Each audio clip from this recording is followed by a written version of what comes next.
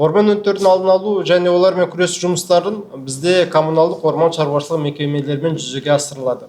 Жыл басынан бері мемлекеттік орман қорында 14 өрт оқиғасы тіркелді. Жалпы ауданы 192,8 гектар. Оның ішінде 5,1 гектар орманмен көмкерілген алқаптар. Орман қорында әуеден патрульдік бақылау қамтамасыз етіледі. Бізде 4 тікұшақ бар, олардың 556 ұшу сағаты қарастырылған. Бұл орман өрттерімен күресуге 29 тонна дизель отыны және 48 тонна бензин көлемінде жанар жағармай қоры қалыптастырылды. 1181 адам жеке құрам, 196 техника бірлігі, 3000-нан астам құрал жабдық және 6 дрон бар.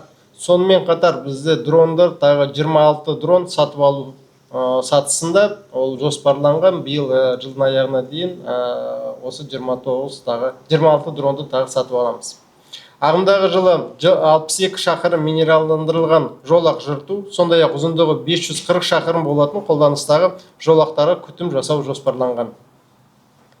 Бұл жұмыстар ауа райына байланысты жүргізіледі. Қосымша қажет болатын болса, тағы да бұл жұмыстар ары қарай жалғастырылады. Соңғы 7 жылда облыстық бюджеттен орман шаруашылықтарының материалдық техникалық базасын нығайтуға 2 миллиардтан астам ақша қаражат бөлінді. Нәтижесінде 14 өрт сөндіру машинасы, 37 трактор, 40 шағын өрт кешені және 16 патрульдік көлік және басқа да өртке қарсы жабдықтар сатып алынды.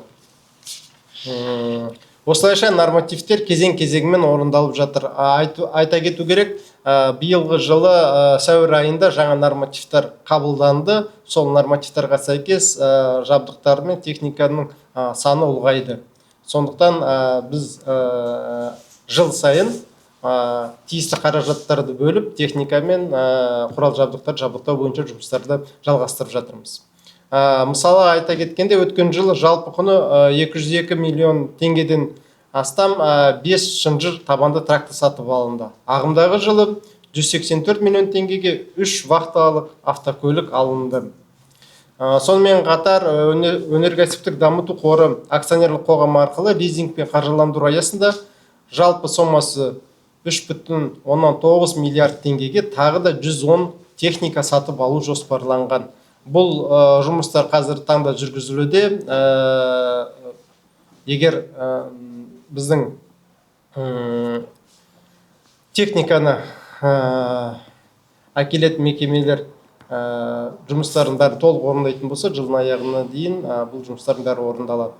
Сонымен қатар орман күзетінің қызметкерлерін оқыту және қайта даярлау жүргізілді. Атап айтқанда, облыстың орман күзетінің 129 қызметкері біздің төтенше жағдайлар департаменті жанындағы азаматтық қорғау академиясында тиісті курстардан өтті. Орман мекемелерінде тәулік бойы кезекшілік орналастырылған. Өрт қауіпсіздігі мәселелері бізде ерекше бақылауда тұр. Сонымен қатар бізде өртті алдын алу, қарау бойынша жүйесін орнату бойынша жұмыстар жүргізіліп жатыр. 9 орман шаруашылық мекемелерінде бұл жұмыстар жасалады. Енді тиісті Қазақтелеком акционерлік қоғамымен бұл жұмыстар жүргізілуде. Атап айтқанда, бұл бізге не береді? Бұл вышкалар барлық орман шаруашылығының алқаптарында орналасады және өртті ерте көріп, оның жылдам алдын алу мақсатында орнатылатын болады. Және де бұл ары қарайда бұл жүйе жетілдіріліп, жыл сайын тиісті өзгертулер енгізіледі.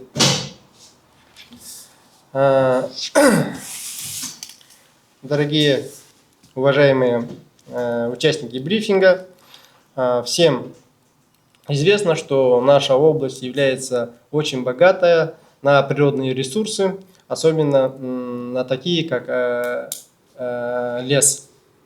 В связи с этим охрана лесов от пожаров у нас стоит в первоочередном порядке и установлен жесткий контроль. Охрана лесов от пожаров осуществляется коммунальными учреждениями лесного хозяйства. С начала года в Государственном лесном фонде зафиксировано 14 случаев возгорания общей площадью 192,8 гектар. И из них 5,1 гектар это лесопокрытые земли. Эти пожары были моментально и ускоренно потушены силами лесных хозяйств, а также силами ДЧС. Обеспечено авиапатрулирование лесного фонда. Есть 4 вертолета, на которых предусмотрено 556 летных часов. Сформирован запас ГСМ в количестве 29 тонн дизельного топлива и 48 тонн бензина. В наличии у нас 1181 человек личного состава, 196 единиц техники, более 3000 единиц инвентаря и оборудования, 6 дронов. Также планируется закуп 26 дронов до конца года. По плану текущего года сделана опашка 62 километров минерализованных полос, а также уход за существующими полосами общей протяженностью 540 километров.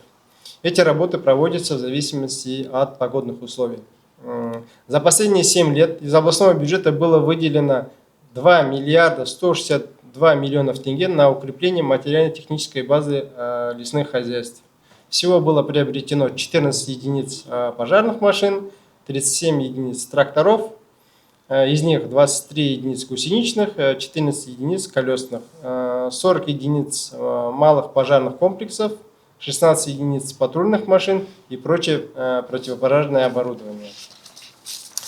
Работа по укомплектованию материально-техническим оснащением у нас продолжается.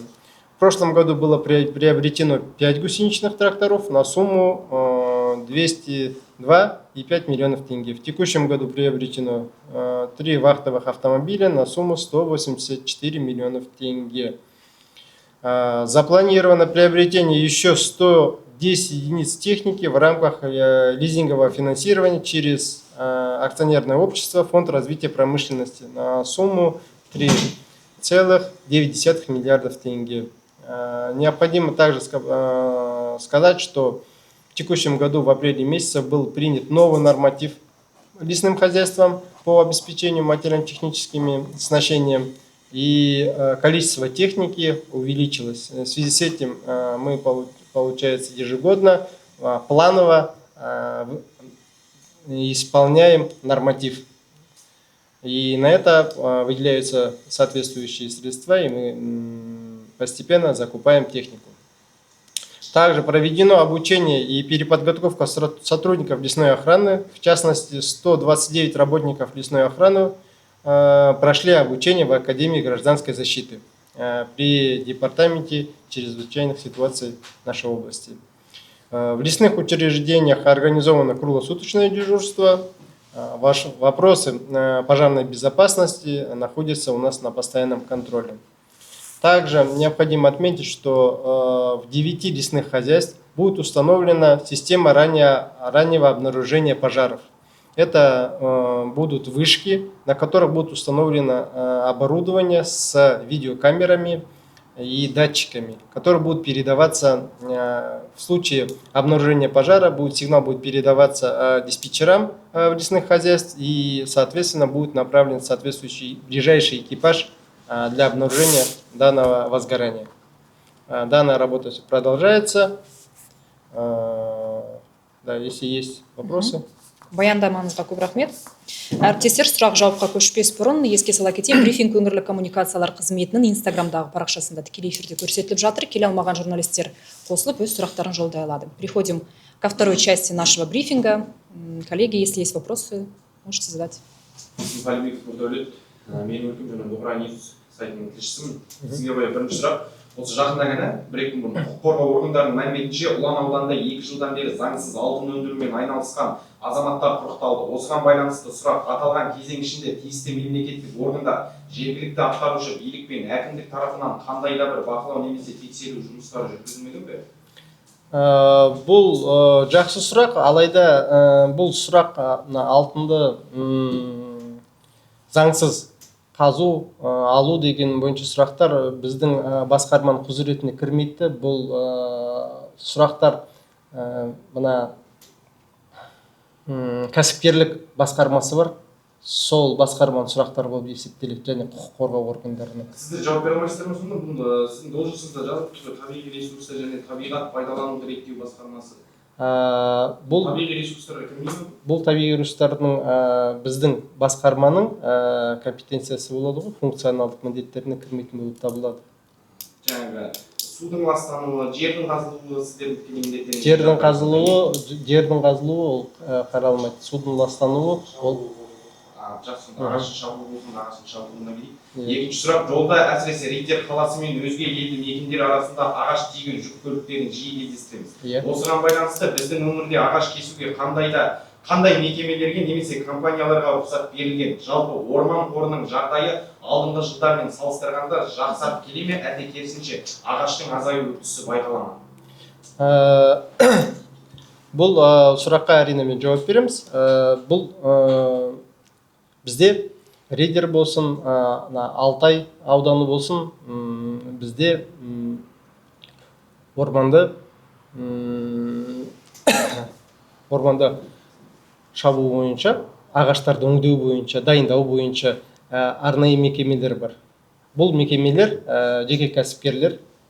Бұлар уақыты болған кезінде барлығы конкурс арқылы тиісті орман ішінен учаскелерді конкурс арқылы алған.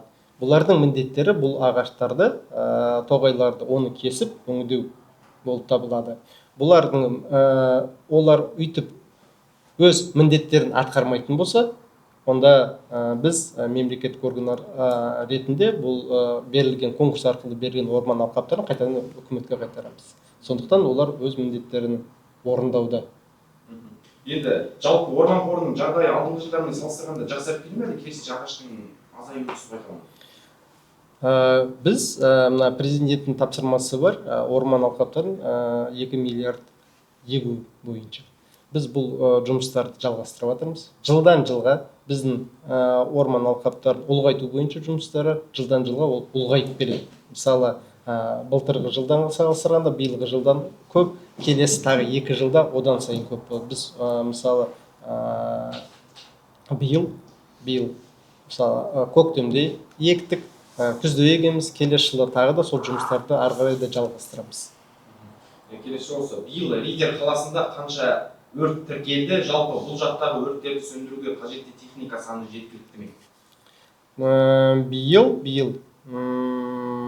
Риддерде жоқ, биыл өрт болған жоқ, тіркелген жоқ. Жалпы енді алдағы уақытта Құдай сақтасын, егер болып қалған жағдайда барлық техника саны жеткілікті? Техника саны жеткілікті. Біз бағана мына баяндамамда айтып кеттім, біз тағы да 110 техниканы биыл тағы да аламыз жылдың аяғына дейін. Подскажите, пожалуйста, вот вы говорили, что с начала года выявлены пожары именно в лесах.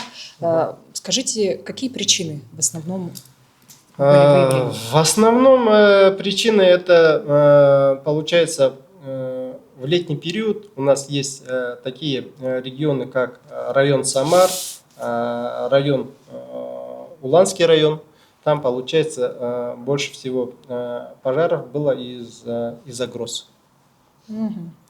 Также например, по другим регионам, это опять же человеческий фактор. Это у нас, получается, граждане, население, которое отдыхает, пикники, неправильное обращение с огнем, с кострами. Получается, здесь тоже человеческий фактор. Спасибо. Есть ли еще вопросы?